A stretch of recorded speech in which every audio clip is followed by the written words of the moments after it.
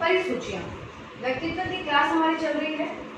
व्यक्तित्व की क्लास के अंदर हम लोगों ने अभी तक जो मापन की विधियां पढ़ ली है, अप्रक्षेपण विधि और प्रक्षेपण विधि, इसके अलावा कुछ महत्वपूर्ण परिसूचियां हैं जिनके बारे एग्जाम में पूछा जाता है। तो कुछ परिसूचियां हैं जो बनाई गई है, इसके प्रश्न पूछे जाते हैं कि किसने ये परिसूचियां बनाई हैं और ये किसके लिए बनाई जाती है। और भारत की कुछ 2 या 3 यानी 3 भारत की परिसूचियां बताई गई है, इनके बारे में पूछ लिया जाता है। और कुछ हम पढ़ेंगे आज विशेष तथ्य यानी व्यक्तित्व का आंकलन 3 और अन्य प्रकार भी बताए गए हैं जिसके द्वारा व्यक्तित्व आंकलन किया जाता है, तो उसके बारे में हम बात करेंगे। तो सबसे पहले देखिए कौन सी परिसूचियां हैं। पहली देखिए क्रॉस आउट परीक्षा। ठीक है, ये जो परीक्षा बनाई है या परिसूची बनाई है, परिसूचियों को आप प्रश्नावली भी कह सकते हो, आविष्कारिका भी कह सकते हो। होती क्या है देखिए, पहले इसको समझ लीजिए। इसमें क्या होता है, व्यक्ति के जीवन के विभिन्न पक्ष से संबंधित प्रश्नों की सूचियां तैयार की जाती है और उन प्रश्नों के हाँ और ना के उत्तर के आधार पर ही व्यक्तित्व का मापन किया जाता है। तो ये होती है परिसूचियां। अब देखिए किसने किसने बनाई है। क्रॉस आउट परीक्षा बनाई थी, जो बनाई थी प्रेसी ने।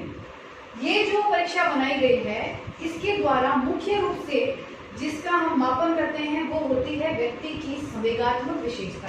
ठीक है, तो ध्यान रखिए व्यक्ति की संवेगात्मक विशेषताओं के लिए कौन सी परीक्षा है, क्रॉस आउट परीक्षा। अगली देखिए ऑल पार्ट की परीक्षा।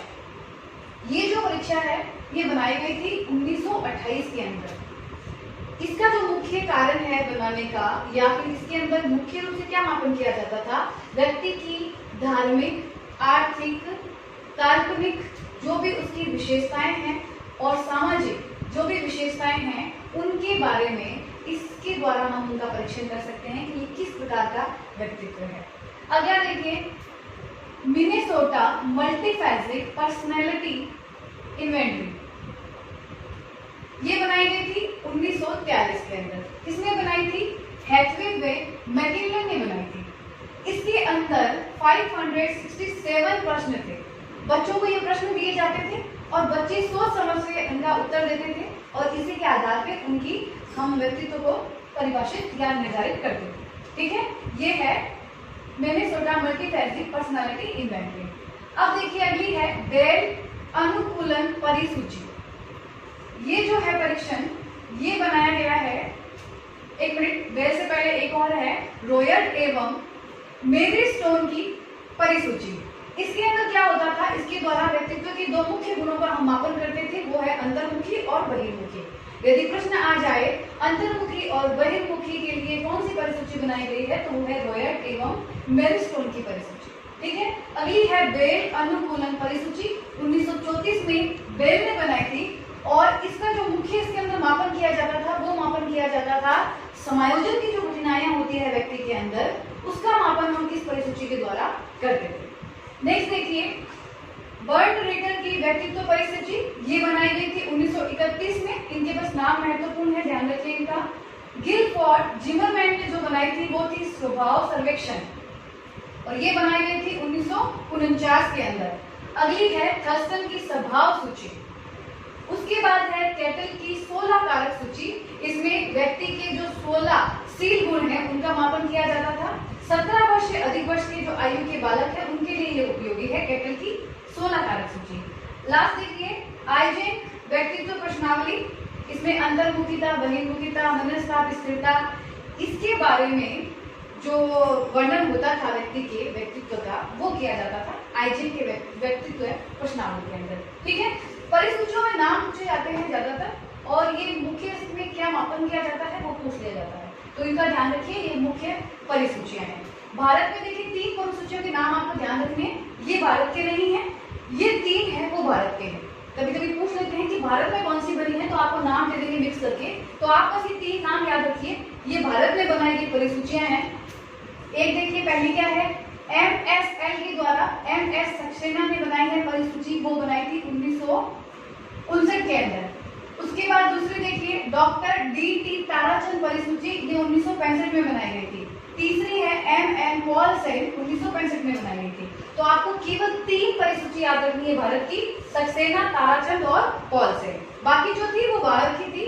हमारे भारत के अंदर कौन सी है, ये 3 पद सूचियां हैं, ठीक है, इनको याद रखिए।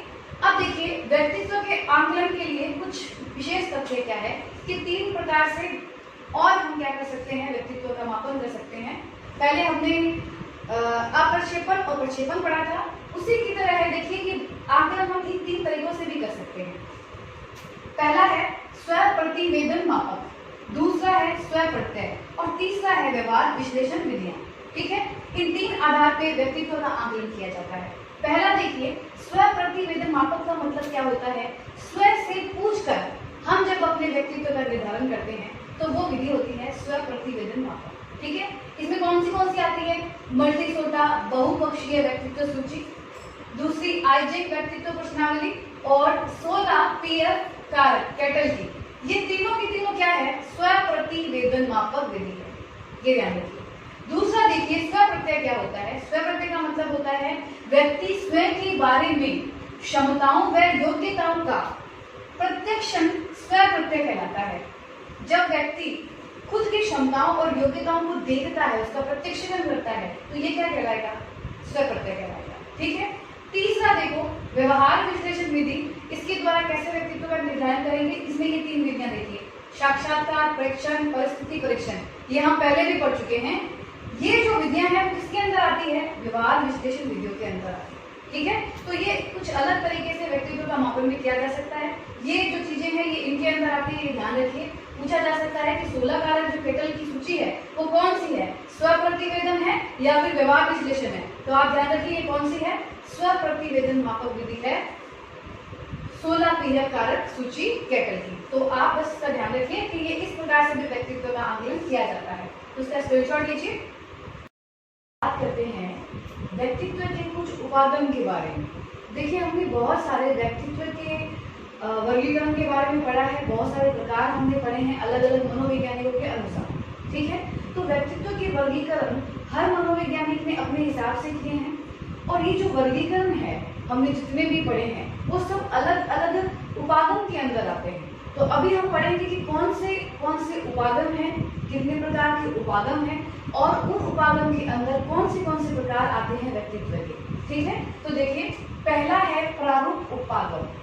प्रारूप उपागम के अंदर कौन सा वर्गीकरण आता है व्यक्तित्व का, देखो क्रैचमर, शेल्डन, हिप्पोक्रेट्स, युंग, फ्रीडमैन, रोजरमैन, भारतीय दृष्टिकोण, आयुर्वेद, स्प्रेंगर, ए टाइप, बी टाइप और वैदिक संहिता, ये सारे वर्गीकरण हम पहले पढ़ चुके हैं। ये सारे के सारे वर्गीकरण कौन से उपागम में आते हैं, प्रारूप उपागम के अंदर।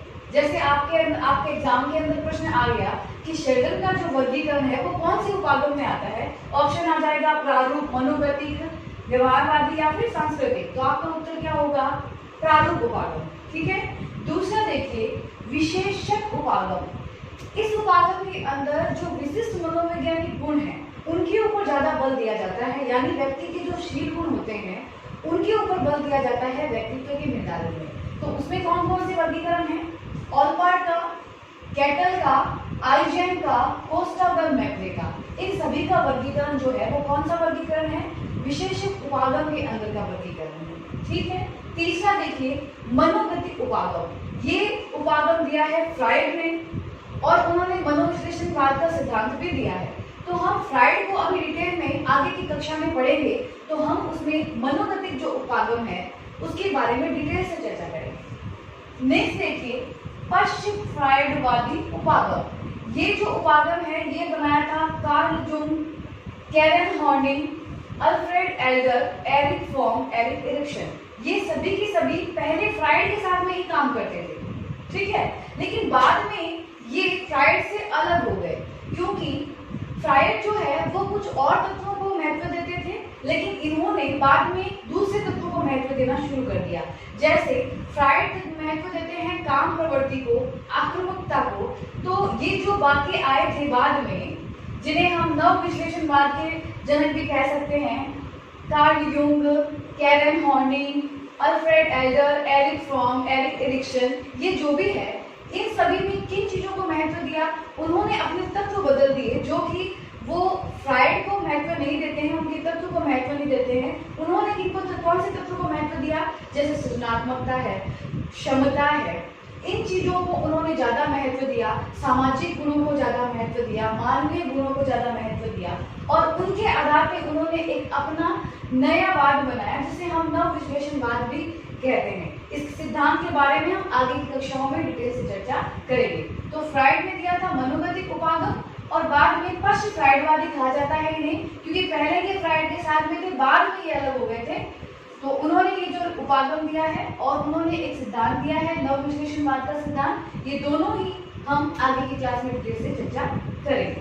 ठीक है, नेक्स्ट देखिए व्यवहारवादी उपागम। व्यवहारवादी जो उपागम है वो वातावरण को बहुत महत्व देते हैं, ये सभी को मालूम है क्योंकि व्यवहारवादी महत्व ही वातावरण को देता है और ये व्यक्तित्व को समझने में अनुक्रिया को बहुत महत्व देते हैं कि जैसे वातावरण में व्यक्ति रहेगा, जिस प्रकार की अनुक्रिया करेगा उसका व्यक्तित्व उसी प्रकार का होगा। ठीक है, नेक्स्ट है सांस्कृतिक उपागम। सांस्कृतिक उपागम जो है सांस्कृतिक पर्यावरण के संदर्भ में व्यक्तित्व को समझने पर बल देता है, यानी ये व्यक्तित्व को समझने में किस चीज को ज्यादा महत्व देते हैं, जिस सांस्कृतिक पर्यावरण में व्यक्ति रहता है उसको ज्यादा महत्व देते हैं। अगला उपागम है मानवतावादी उपागम जो दिया है Carl Rogers, Abraham Maslow. Rogers, यहाँ पे रोजर्स 2 बार लिख दिया मैंने। कार्ल रोजर्स, एब्राहिम मैस्लो, इन दोनों ने जो उपागम बताया है वो है मानवतावादी उपागम। ये मानवीय गुणों को ज्यादा महत्व देते हैं। रोजर्स जो है वो प्रकार्यशील व्यक्ति को ज्यादा महत्व देता है और मैस्लो जो है वो आत्मसिद्धि पर ज्यादा बल देते हैं किसी के भी व्यक्तित्व को समझने में। इसे कहते हैं हम मानवतावादी उपागम। लास्ट देखिए वीर्य उपागम, ये आइजेन ने दिया है और कॉस्टा व मैक्रे ने दिया है। वीर्य उपागम का मतलब क्या होता है, एक ही प्रकार के अंदर 2 प्रकार के व्यक्तित्व को समझना। जैसे हमने पढ़ा था अंतर्मुखी बनाम बहिर्मुखी, तो एक ही प्रकार के अंदर 2 प्रकार के व्यक्तित्व को जो पढ़ते हैं तो उसे वीर्य उपागम कहते हैं। वो दिया है आइजेन, कोस्टा और मैक्रे। ठीक है, तो ये थे हमारे 8 प्रकार के उपागम और कौन से उपागम में किस किस के सिद्धांत आते हैं इनको आप ध्यान रखिएगा। एग्जाम के अंदर आपसे पूछा जा सकता है कि कैटल का कौन सा उपागम है, तो आपका उत्तर क्या होगा, विशेषक उपागम। तो इसका स्क्रीनशॉट ले लीजिए।